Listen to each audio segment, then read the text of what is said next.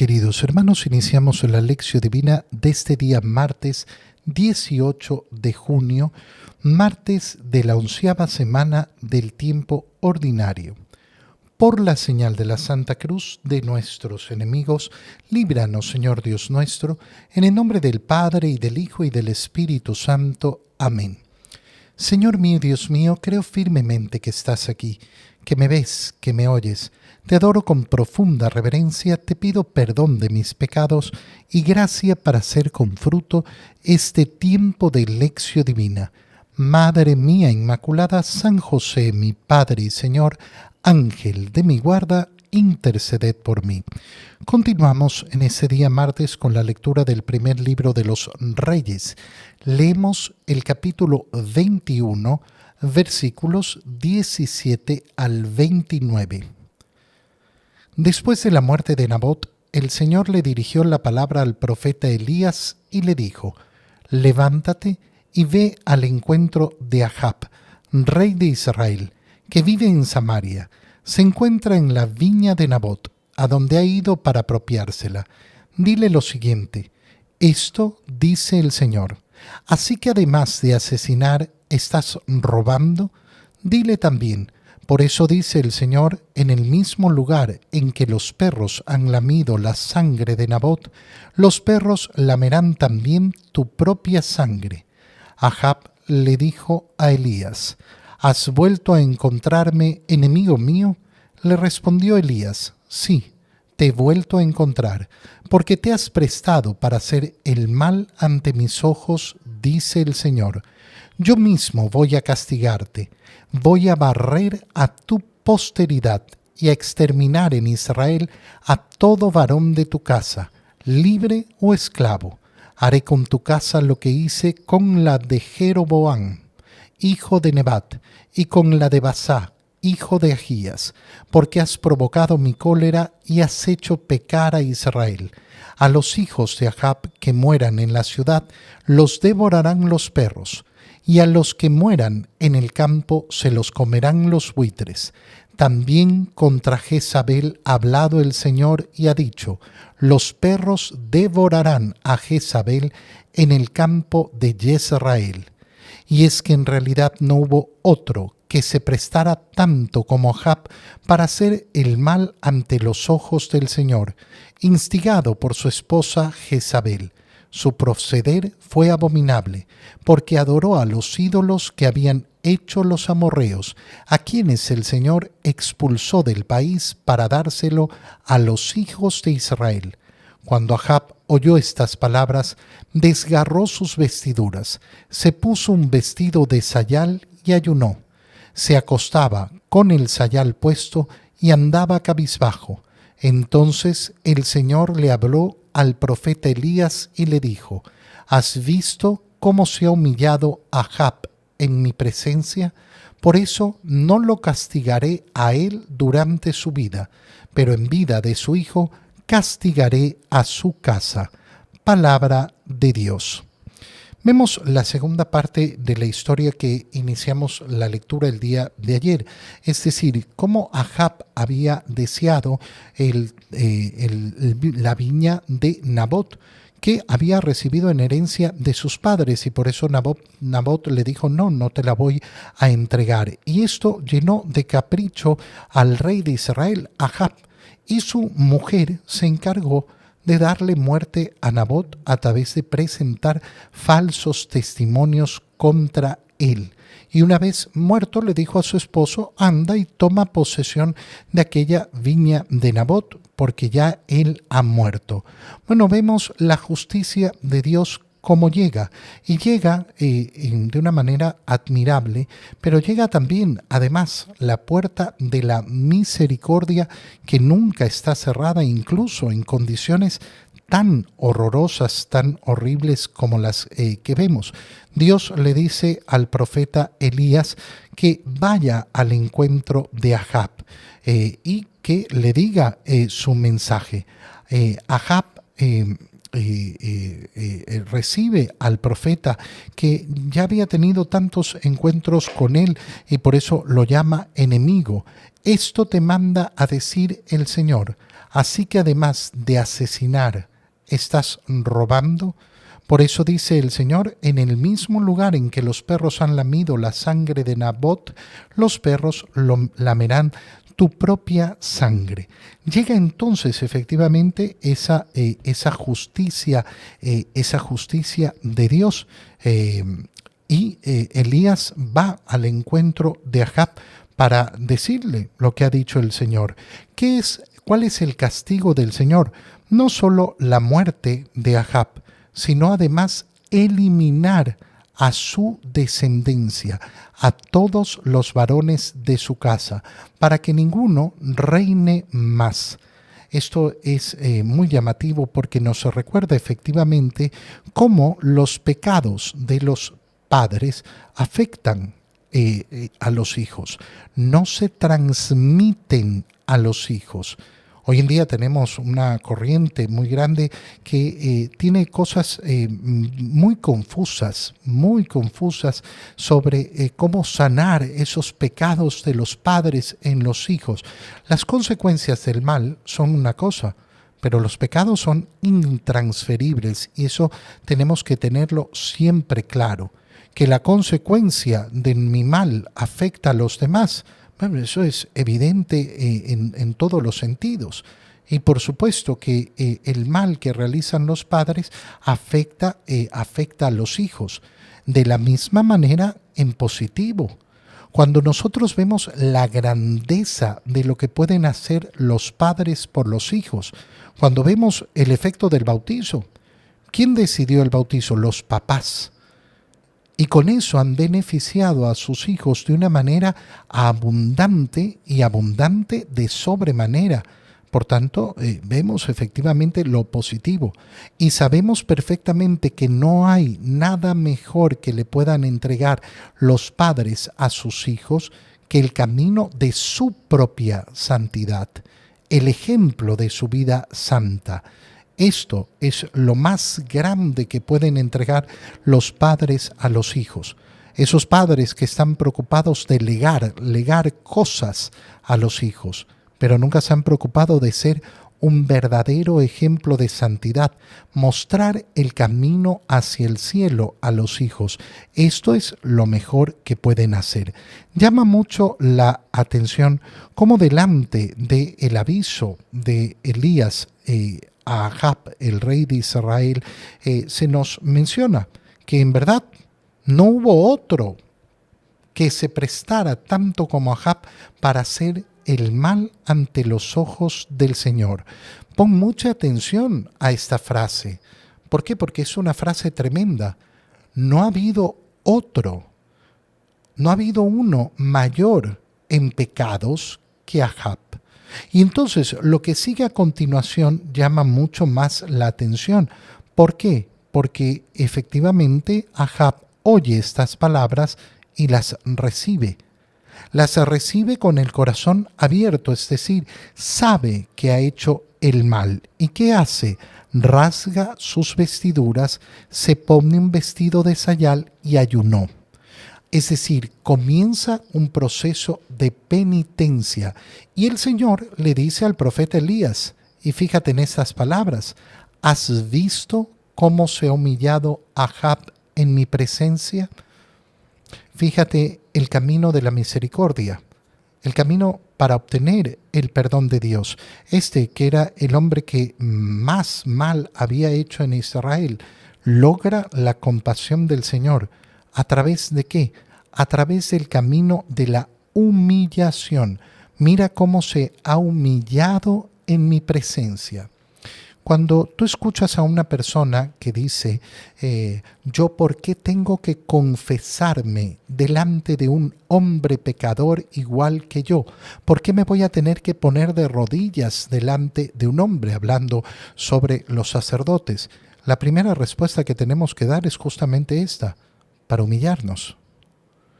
¿Por qué me tengo que humillar? Ok, no te humilles. No quieres humillarte, pero hermano mío, lo siento, el camino de la misericordia pasa por la humillación. ¿Qué es lo que contempla el Señor? Contempla nuestra humillación. El tener que confesar mis pecados delante de otro hombre es un acto de humillación, sí.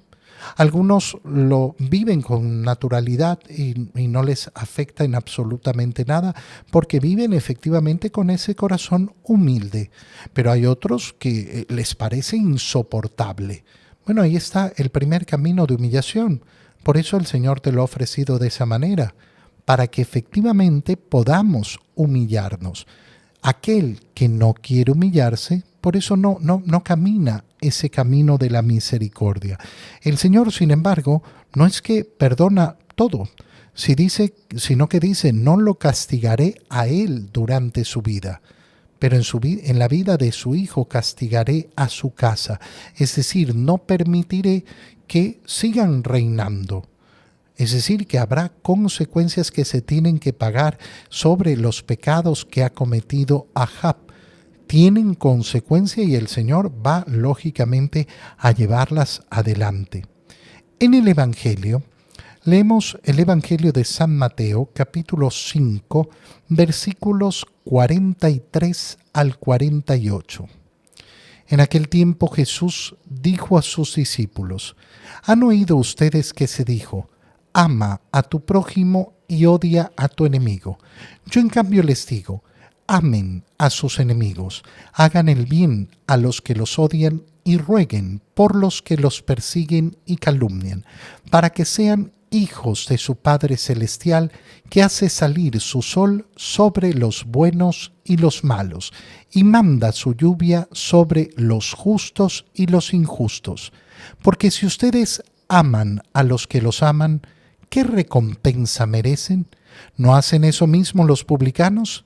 Y si saludan tan solo a sus hermanos, ¿qué hacen de extraordinario? ¿No hacen eso mismo los paganos? Ustedes, pues, sean perfectos, como su Padre Celestial es perfecto. Palabra del Señor. Recuerda que estamos leyendo el Sermón de la Montaña y es importantísimo llevar en cuenta todo el recorrido del discurso del Señor para poder entender su profundidad. Y vamos a empezar de las últimas palabras que hemos leído para entender a dónde nos ha estado llevando el Señor. Con esto concluimos el capítulo 5. Las últimas palabras del capítulo 5, no las últimas palabras del Sermón de la Montaña que continúa en el capítulo 6 y 7, pero las últimas palabras en este capítulo 5, como el cierre de la primera parte del Sermón de la Montaña, es: ustedes pues sean perfectos, como su Padre Celestial es perfecto. El que quiere caminar el camino del Señor, ¿cuál debe ser su meta? Esta, la perfección. ¿Significa que yo puedo llegar a un momento y decir, yo ya llegué, ya soy perfecto, no tengo ninguna falla? No. Se trata de tener el ideal de perfección en mi corazón, el anhelo de ir perfeccionando mi vida, de ir mejorando. No se trata de decretarnos o declararnos a nosotros mismos como perfectos. Ay, ¿tú crees que eres perfecto? No creo que soy perfecto, pero tengo el ideal de perfección, el anhelo de mejorar, el anhelo de salir de mis males, el anhelo de luchar contra mis males, el anhelo de no hacer las cosas simplemente bien, sino hacerlas de manera perfectas. ¿Cómo se entienden estas palabras del Señor? Yendo al inicio de esta parte del sermón, donde el Señor ha dicho, si su justicia no es más grande que la de los escribas y los fariseos, no entrarán en el reino de los cielos. ¿Cuál es la justicia de los fariseos y de los escribas? La justicia del cumplimiento. Cumplir a la letra la ley. Nunca ir más allá. Nunca ir más allá. Y el Señor lo que nos está proponiendo es justamente la ley del amor. ¿Y la ley del amor en qué se va a basar? Se va a basar en primer lugar en lograr salir de las apariencias de este mundo. Por eso el Sermón de la Montaña ha iniciado con las bienaventuranzas. Abre los ojos. ¿Dónde está la verdadera dicha? ¿En lo que te dice el mundo? No. Porque el mundo te dirá que los dichosos son los que no tienen problemas, los que tienen salud, los que tienen riquezas, los que tienen las alegrías de este mundo. Y el Señor te dice, esa no es la dicha. La dicha verdadera la tienen los pobres, los que lloran, los que sufren, los que reciben injusticias, los que son perseguidos por causa del Evangelio. Ahí está la verdadera dicha, en ser instrumentos de paz, para ser verdaderamente hijos de Dios. ¿Cómo se camina ese camino? Ese camino se camina primero con la responsabilidad de saber qué es lo que me brinda el Señor. Ustedes son sal de la tierra y luz del mundo. Y yo tengo que asumir la responsabilidad de la misión del Señor. Y de ahí voy a ver efectivamente cómo el Señor me invita. No he venido a abolir la ley ni los profetas. He venido a llevarlos a plenitud. No para que cumplas simplemente, sino para que entres en la ley del amor. Es decir, ¿a qué nos está invitando el Señor? A vivir una vida no simplemente en el cumplimiento, no simplemente en la mediocridad, sino teniendo como escala para mis acciones, para mi vida, lo extraordinario. He aquí la palabra clave. Y fíjate cómo en la lectura que hemos hecho hoy, esto es lo que nos va a mostrar el Señor. Hemos entrado en la parte del discurso donde el Señor lleva a plenitud la ley. Se les dijo, no matarás, pero yo les digo, el que se enoja, el que insulta, el que desprecia. Se les dijo, no cometerás adulterio, pero yo les digo, todo acto de lujuria, toda mirada impura. Se les dijo ojo por ojo, diente por diente, pero yo les digo, no, si te golpean la mejilla derecha, presenta también la izquierda. Y entonces se nos muestra, han oído que se dijo, ama a tu prójimo y odia a tu enemigo. Yo no les digo eso. ¿Qué es lo que les digo? Amen a sus enemigos. Amar a los enemigos es un acto positivo.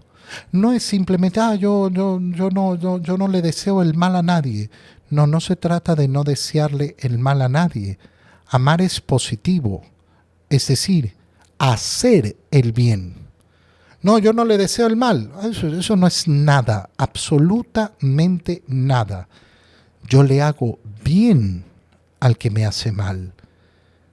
Yo quiero hacerle el bien a los enemigos, a los que me han tratado mal. Hagan el bien a los que los odian.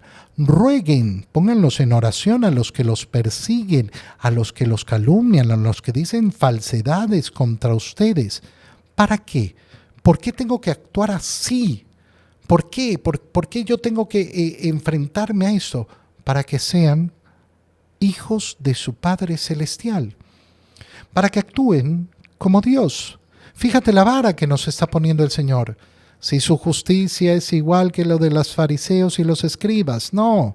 Su justicia tiene que ser elevada para que sean como su Padre Celestial, que es bueno con los malos y con los buenos. ¿Por qué? Porque es libre, porque Dios hace el bien a todos. ¿Y por qué hace el bien a todos? ¿Por qué no castiga a los malvados, a los desgraciados? Porque Dios no vive esclavizado de la acción de los hombres. Dios vive en libertad. Y vivir en libertad significa yo decido ser bueno con todos. Y entonces quiero imitar a Dios. Y explica el Señor, si ustedes aman solo a los que los aman, ¿qué recompensa merecen? ¿Qué recompensa merecen? Si eso es lo mismo que hacen los publicanos, si ustedes saludan solo a sus hermanos, ¿qué hacen de extraordinario? ¿Cómo podemos llamar a esa vida extraordinaria a la cual nos invita el Señor? La vida de santidad. La vida de santidad. ¿Y cómo se resume la vida de santidad? Y volvemos a las últimas palabras que hemos analizado ya. Sean perfectos, sean santos, como su Padre Celestial. tengan en su corazón el ideal de santidad, quieran llevar su vida no simplemente a cumplir, sino a hacer todo el bien que puedan hacer. Te doy gracias, Dios mío, por los buenos propósitos, afectos e inspiraciones que me has comunicado en este tiempo de Lección Divina. Te pido ayuda para ponerlos por obra. Madre mía Inmaculada, San José, mi Padre y Señor, Ángel de mi guarda, interceded por mí. María, Madre de la Iglesia, ruega por nosotros. Queridos hermanos, que el Señor los bendiga, los cuide y los proteja en el nombre del Padre, y del Hijo, y del Espíritu Santo. Amén. Que tengan todos un muy feliz día.